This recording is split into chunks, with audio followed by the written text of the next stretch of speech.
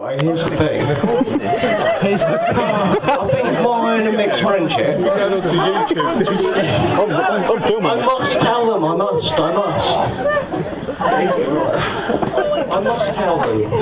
tell them. Our friendship was finally bonded one fateful morning back in the summer. We took it upon ourselves to go for an early morning roll through the deer park with my little niece Mikey, who sat to me right.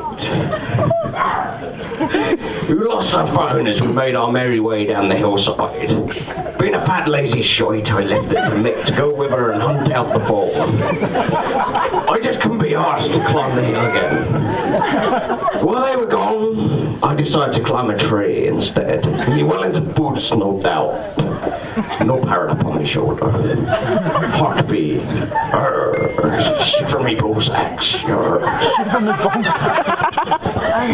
While they were gone, I decided to climb a tree instead of Wellington boots. I said that bit already. I suffer with short-term memory loss. This is the problem.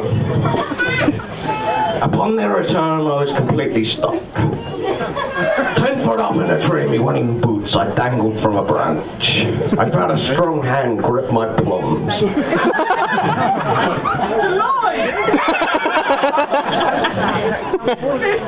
It's a limp hand. And suddenly felt safe, yet very wrong at the same time. Mick bellowed for me to let go of the branch. I pleaded with him to release my crackers. As baby deers leapt in the gay delight around the field, in the early morning sunshine and fireflies flapped their pretty wings, my dear friend lifted me from my peril, one-handed, held me up like a sun trophy, in full view of my little niece Mikey. He set me upon the ground, and forth we roamed. Few words were spoken between any of us for the rest of our journey. We decided to eat stinging nettles. I guess as a form of punishment for our sins. I took it upon myself to dive into a cluster of nettles in an attempt to cleanse myself of the fateful event. However, I got stuck again, as every time I tried to move, to try and get out, the leafy brutes plunged their spikes into my tender skin. After a fair few squeals of pain, my hero, once came, bounding through the nettles, and lifted me to safety. No words were spoken, and to this day we've struggled to look each other in the eye. And I just don't know what permanent damage it's done to Mikey's mentality.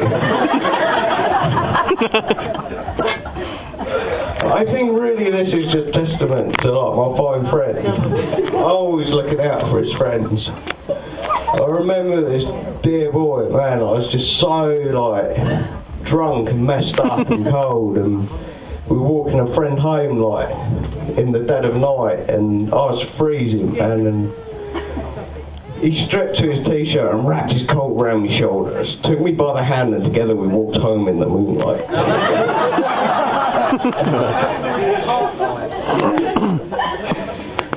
If the truth be told, I do get a little envious. But Mick's romantic pursuits do not end with me and my sister. My own dear mother has been a victim of his relentless pursuits of my family.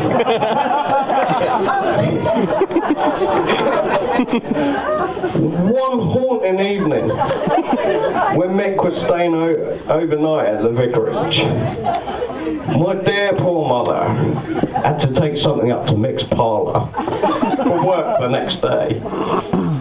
Upon her arrival, she was both shocked and surprised to find her future son-in-law with bedding linen draped around his waist, lying on his side with his big hairy chest exposed.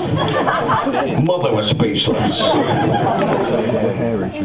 As he pleaded with her to read him a bedtime story, after offering him a pinky poo, which to this day I have no idea what a pinky poo is, and being flatly refused, in a huff, my dear mother retreated, with an image in her head we will all now carry to our graves.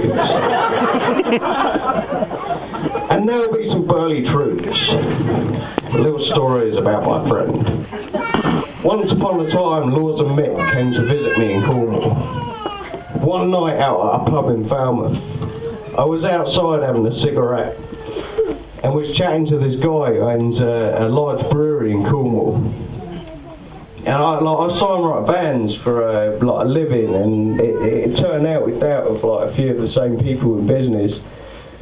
And I thought, wicked, man. This guy had a fleet of vans, a load of work for me, and